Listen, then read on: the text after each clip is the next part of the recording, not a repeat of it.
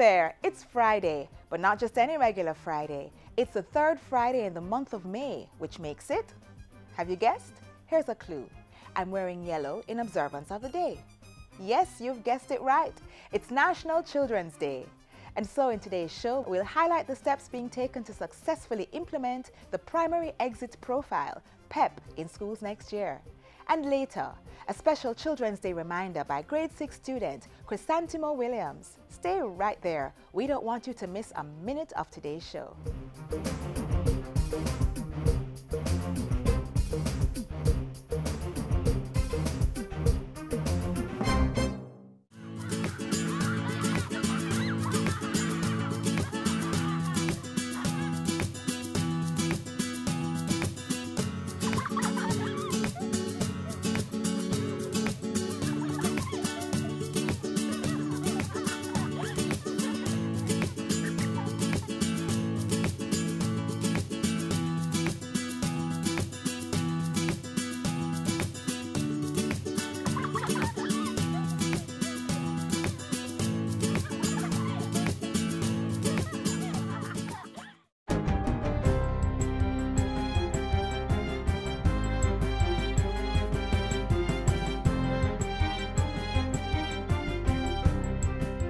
Good day, I'm Stephen McHugh and this is your JIS News for Friday, May 18.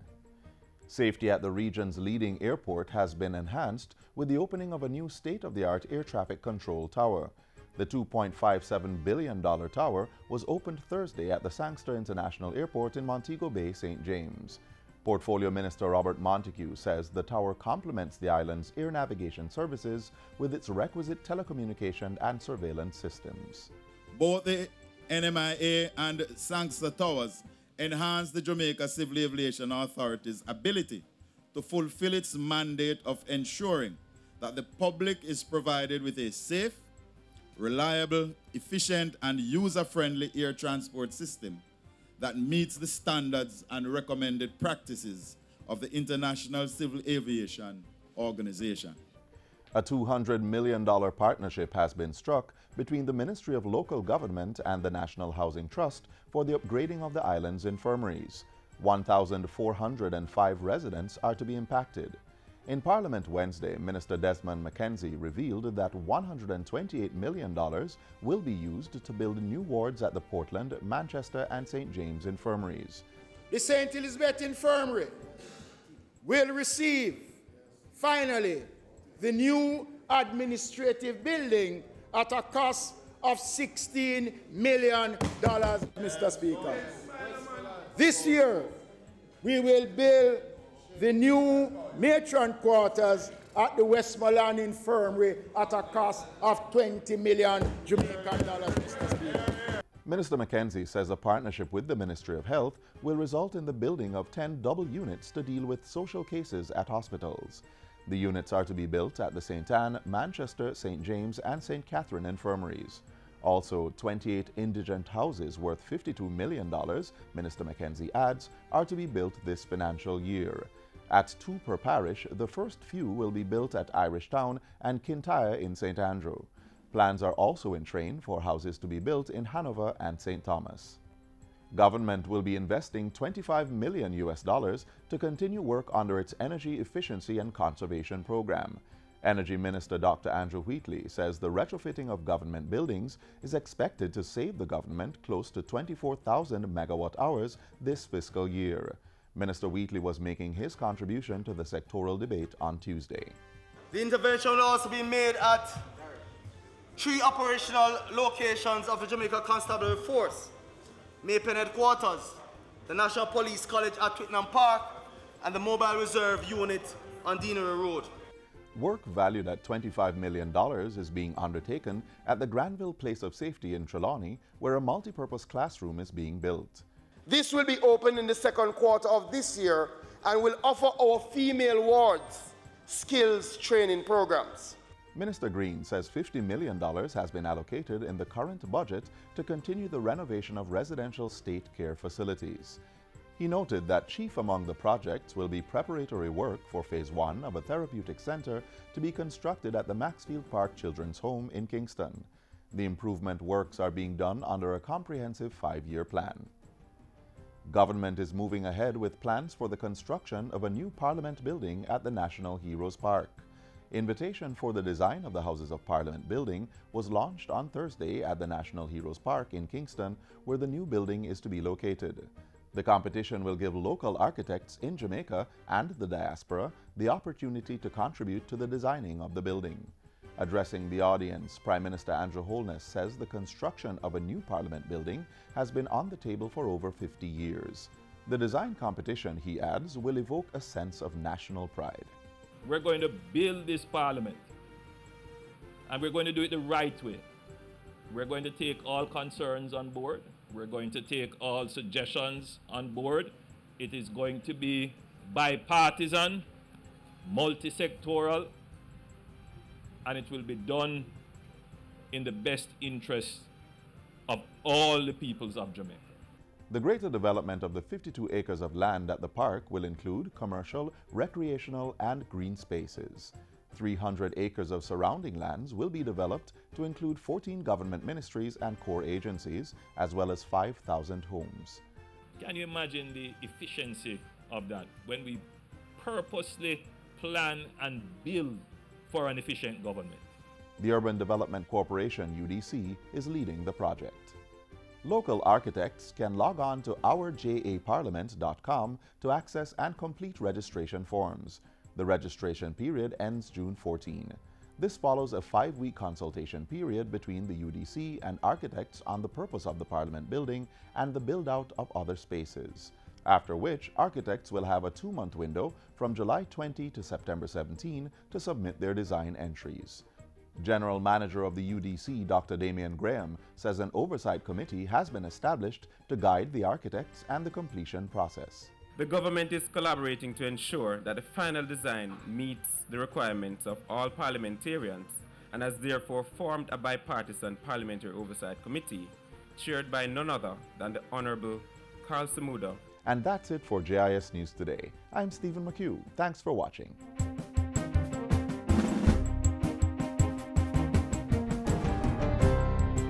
Mommy? Yes, Zoe?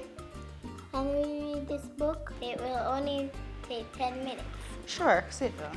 Every spring, Madame Angel Wing arranges. Do you have 10 minutes? Read with your child today.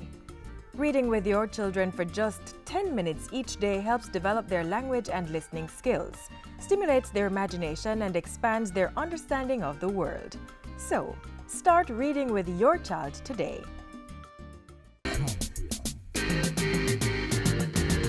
Stand up and get in the race. I can become the master of my destiny. Step up your stride, make we work like a harder. Do it like Veronica, more than a supper. We can rise above the challenges and shine. Was with passion in your heart. Make a plan and stop all the idling. You think that's so? We reach out the edging. I can, you can. Like our Olympians, every Jamaican can. By now, you should all know that this year was the last staging of the Grade 6 Achievement Test. The Ministry of Education, Youth and Information has been taking numerous steps to ensure the successful rollout of the primary exit profile in schools next year. Take a look now at its progress.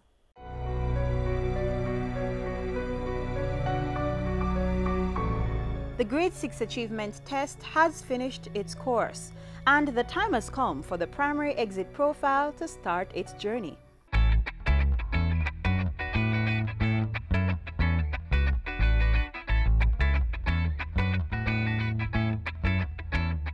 PEP is the acronym for the Primary Exit Profile, and it is the new exam that will replace the current Grade 6 Achievement Test.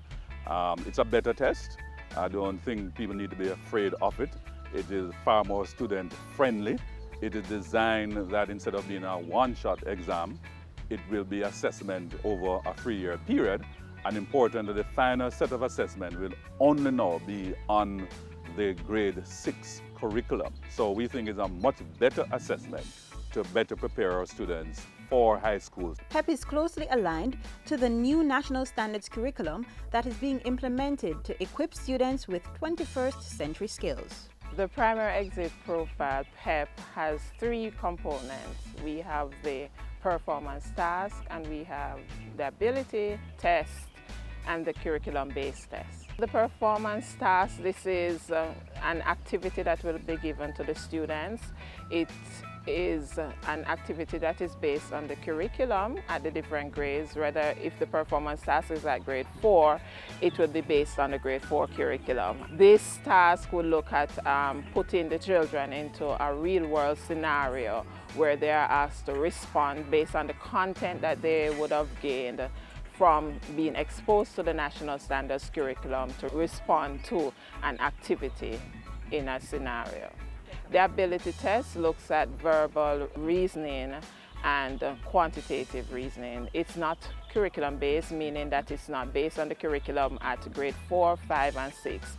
So students in responding to these items will not need content knowledge at the grade 4, 5, and 6 level. The curriculum-based test, this will be based on the grade 6 curriculum. It will be in social studies, science, mathematics, and language arts.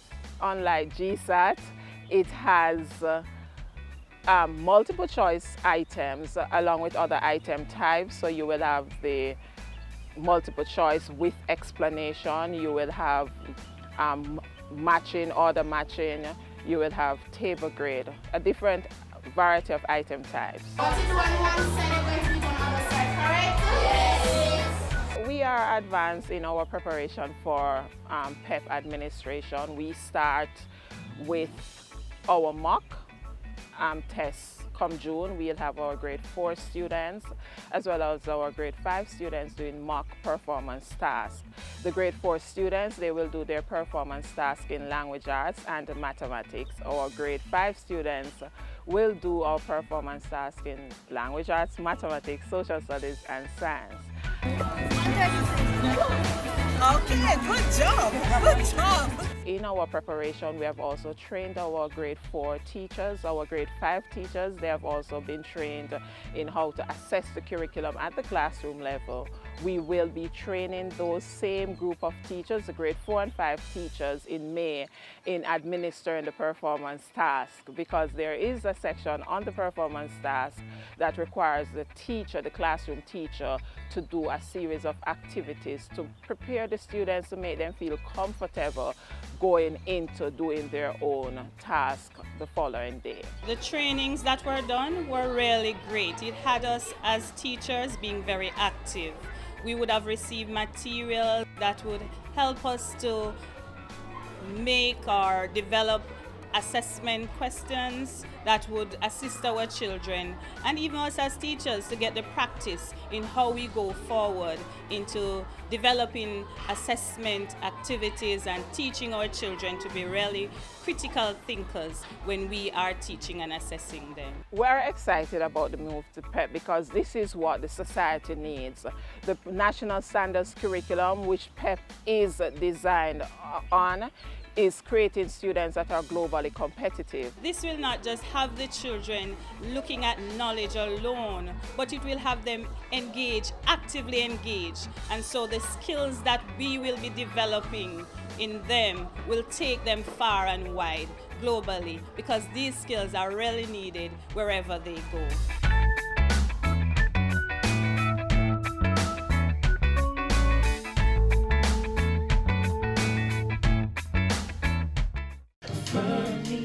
Acknowledge me, favor me, be a friend to me. Surprisingly, I'll thrive. Affirm me, influence my heart to love. Respect the life I got from above. Surprisingly, I'll thrive. Affirm me. Even though the theme for this month says affirm, we have to ensure that in affirming our children, we ensure that their safety and security is of paramount importance. Yes.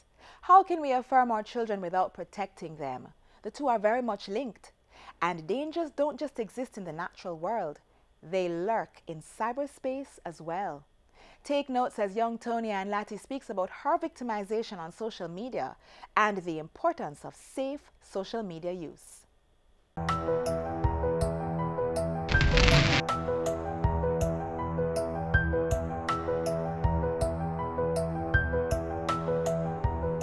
I'm Tony Ann Latty, and I am a victim of cybercrime.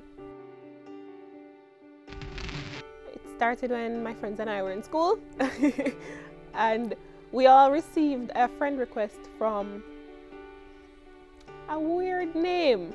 We didn't know who it was at the time, but because we all got the friend request, we figured more likely it was a real person, so everybody accepted this person. Wrong move. So everything was fine in the initial stages, but maybe like a week or two after everybody accepted the friend request, some strange things started to happen.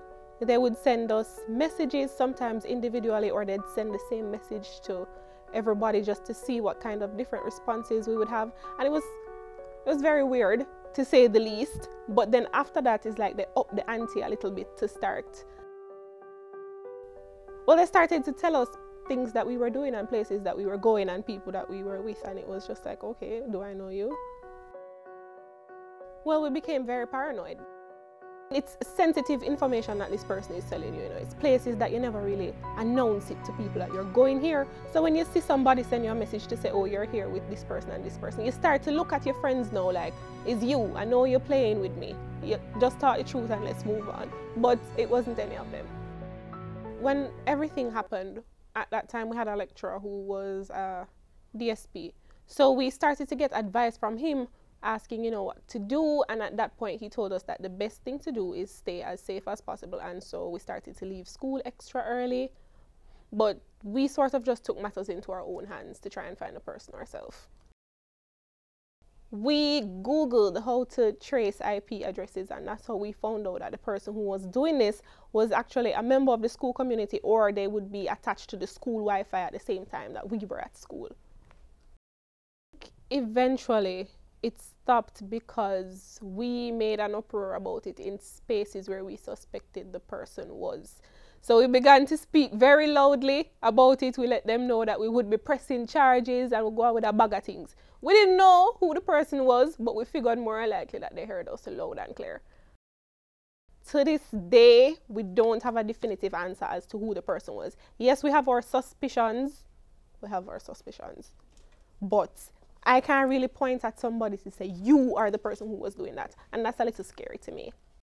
Looking back now, I think we all would have been much better off and a lot less paranoid if we kept ourselves to ourselves and only added people on social media that you know for a fact are your friends. If somebody doesn't have a profile picture, that's probably not somebody that you want to share your information with.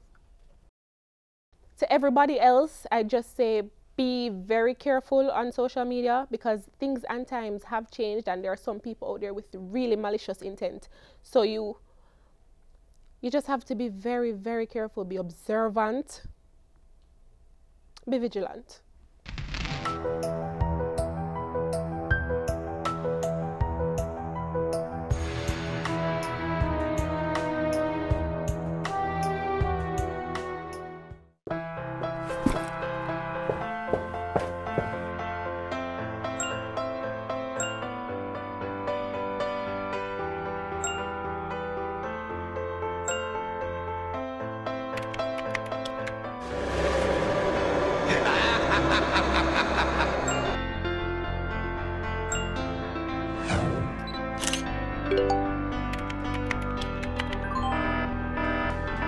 Did you know that in a recent survey done by the OCA in schools across Jamaica, 43% of the students received inappropriate messages from strangers?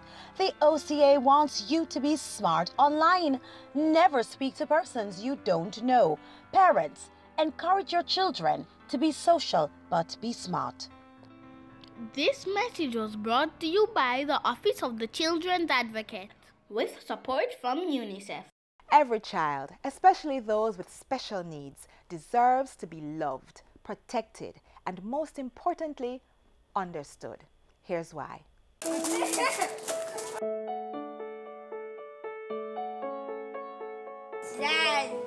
Slide. 1, 2, 3, go! Woo! Good job. Let's go into the play out, all right? When she was about 6 months, I realized that she wasn't sitting up. She wasn't creeping, she wasn't making any attempts like that.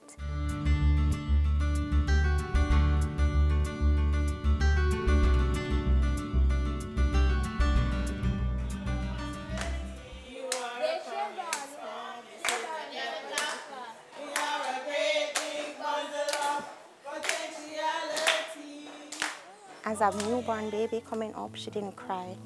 She hardly cried and she didn't interact with me, really. She would make eye contact now and then. One of the signs of autism is that the children do not make eye contact. They tend to have sensitivity of their hand middles, their foot bottoms, and their mouths, oral sensitivity. Some of them take a long time to get used to changes, to different situations, to different persons.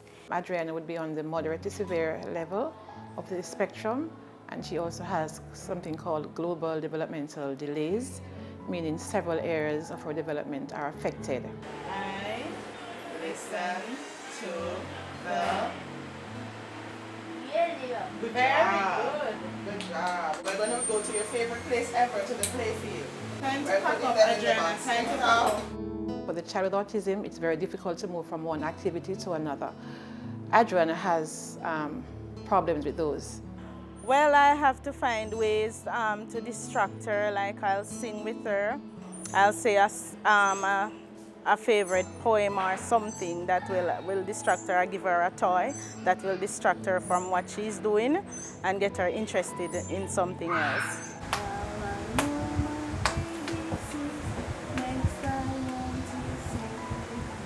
Come, wait for your shoes. We have to put on your shoes to go to the playfield. Come here. Come this way. Come, we're going to the swing. Going to the swing.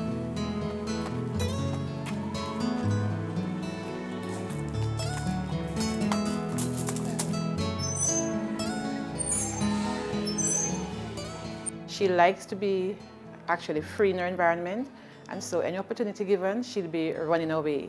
And as such, the shadow is very, very important in her life in order to help her to know danger and to keep her on focus. I've been a shadow for Adriana since September 2013. I help her with her academics, self-help skills, social skills. For instance, carrying her to the playground. In all areas, I watch her for the whole day that she's at school.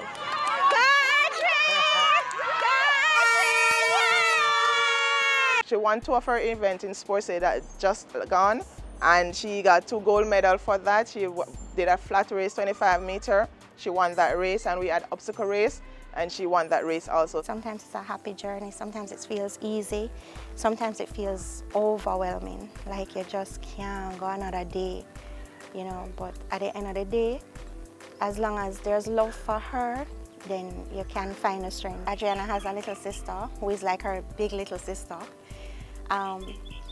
When Adriana should have been the one maybe helping to put baby to sleep, baby is the one helping to put Adriana to sleep. She will follow whatever Elisa does. She will listen. Her big brother, DeMarco, he's 14, going 15, and he has been, I mean, from Adriana was a baby, he wanted to change diapers. He wanted to take care of his sister, and he still does. Her daddy he's a good support too. Her dad picks her up every morning, takes her home every evening. I wouldn't miss it for the world. I would do it every day, every day. If that child is a part of you, whichever way life turns, whichever way things turn, be there for your child. Were it not for you, that child wouldn't be here. And if every father would do the same, just be there for your child. That's the basic law of humanity. Be there for your child.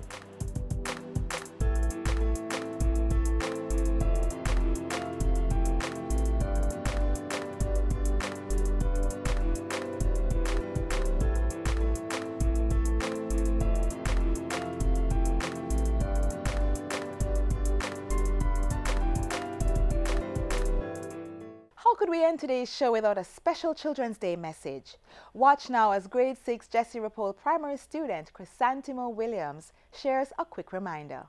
I believe the children are our future. Teach them well and let them lead the way. Show them all the beauty they possess inside. Give them a sense of pride to make it easier. Let the children's laughter remind us how we used to be. This Children's Day, I want to remind you that we are the future. help us to use our God-given talent in the right way, and encourage us to do our best and be our best. Remember, only our best is good enough. Happy Children's Day. This Labor Day, May 23, let's join hands and hearts in harmony to make Jamaica a better place for all of we. Ramp it up. Help build ramps in our schools and health centers to make them more accessible. Fix it up. Clean up, repair, and beautify our schools and health centers. Register your projects now at gis.gov.jm or email laborday@mcges.gov.jm. Call 978-7654 for details. Labor Day 2018. Ramp it up, fix it up. Our schools, our health centers, our responsibility. Fix it up, you know.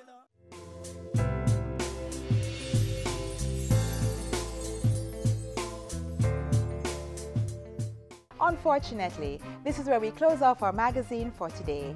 Thanks for staying with us. Another informative edition awaits you tomorrow. Until then, drop us an email at jamaicamagazine@gis.gov.jm or visit our website, gis.gov.jm, for more information. I'm Audrey Williams. Remember, our children are our most precious resources. Let's treat them as such.